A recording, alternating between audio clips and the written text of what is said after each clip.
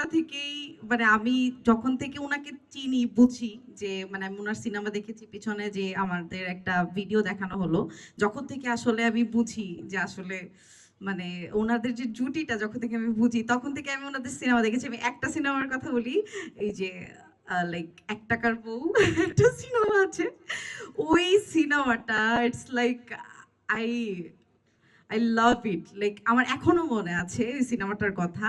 এই সিনেমাটা আমি অনেকবার দেখেছি যখন আই ওয়াজ টিনেজার তখন।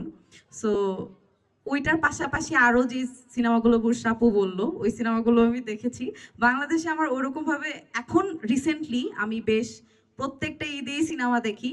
দিদিকে শুধু আমি না, আমার ফ্যামিলির প্রতিটা মানুষ পছন্দ করে, আমার শ্বশুরবাড়ির মানুষ সবাই, ইভেন আমি জানি এখানে যারা যারা উপস্থিত আছে সবাই ওনাকে পছন্দ করে।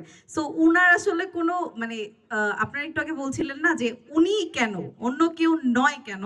সো উনার আসলে আমি কোনো অল্টারনেটিভ খুঁজে পাইনি, দ্যাটস ওয়াই আসলে উনি এখানে এসেছে। Thank you so much. আসলে ভক্তদের জন্য কৃতজ্ঞতা ছাড়া কিছুই বলার নেই। তাদের ভালোবাসায়, তাদের সাহসেই আজকে আমিও এই পর্যন্ত কাজের জায়গাটা এগিয়ে নিয়ে যেতে পারছি।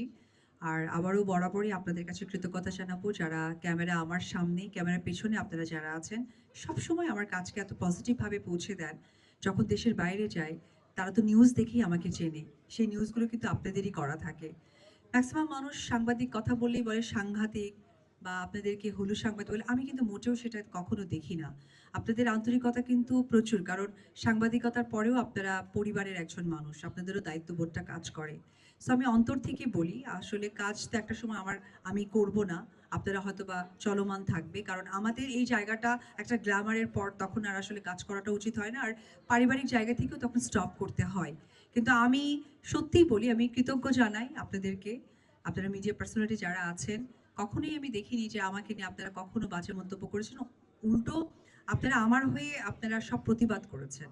সো আমি সবকিছু মিলে আমার ভক্ত দর্শক, আমার ফ্যান ফলোয়ার্স এবং আপনারা যারা উপস্থিত, আমি সকলের কাছেই আমার দীর্ঘ কেরিয়ারের হয়ে আমি কৃতজ্ঞতা জানাই। Thank you.